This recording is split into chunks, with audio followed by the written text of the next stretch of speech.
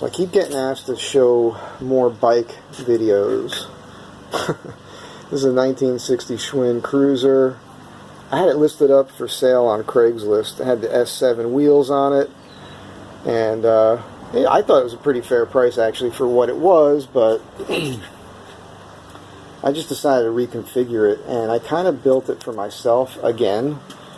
I had this Schwinn fork that takes a front brake that works with the truss rods, and I've got this old 4-bolt stem which is kind of cool, and I put the old person saddle. It needs a new cover, but that's the easy thing. I have this old rack on there.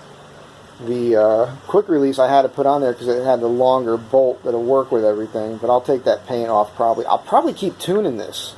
I'll probably put a longer crank set on it and better pedals. It's got new tires, real nice chrome hoops from the 80s with a Shimano D-type coaster brake. You know, I listed this on Craigslist last night, kind of at a high number, but you got to ask yourself, what would it cost you to find all these parts and then make them all work? And then keep in mind, it's only going to keep getting better the longer I have it in my possession.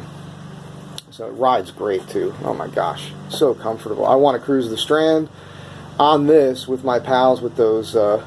No, they got these bikes that they really like. They go for a ton of money now. I always forget what they're called. It's like the Chef Brothers or Baker Brothers, Chop Suey Brothers. What is it? Oh, Cook Brothers. That's it. So the only problem with the Cook frames is you can't get a fat tire on them. You can actually get a fatter tire on this frame than you can on a Cook Brothers.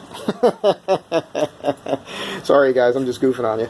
Here's a pretty cool bike. This came to me already as a 5-speed, but not with all these parts on it. It did have that crankset and derailleur. Everything else I swapped out. And I put this 26-inch fork. This is a mod I came up with here. You cut the little tabs off for the cantilever brakes. You need this specific type of fork with the hollow back so you can get a bolt in there. If I can get that, probably can't get that. Then you make this little aluminum bracket, and boom, you got a front brake.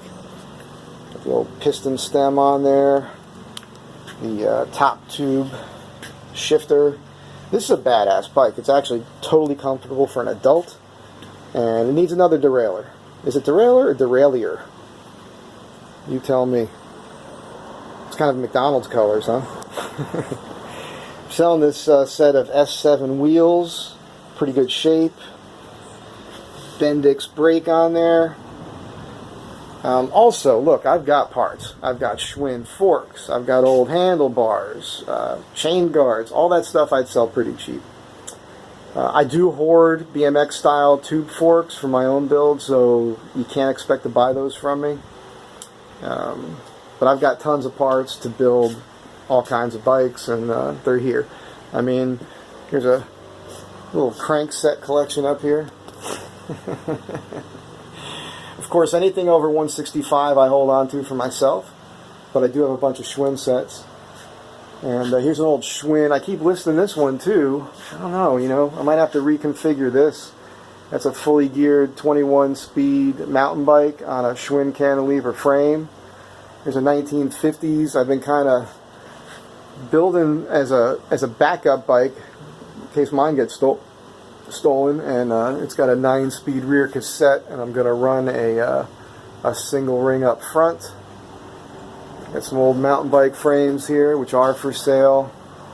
An old Nishiki tall one, and that does have a fork, a BMX fork with. I got a 24-inch Schwinn right there, and then I've got these here. That red frame is a spaced, correct 5-speed frame.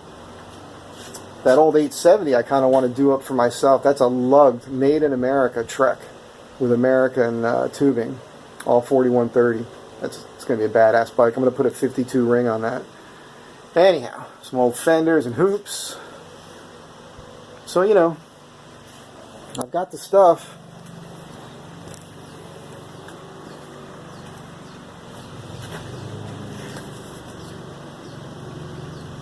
Come on down.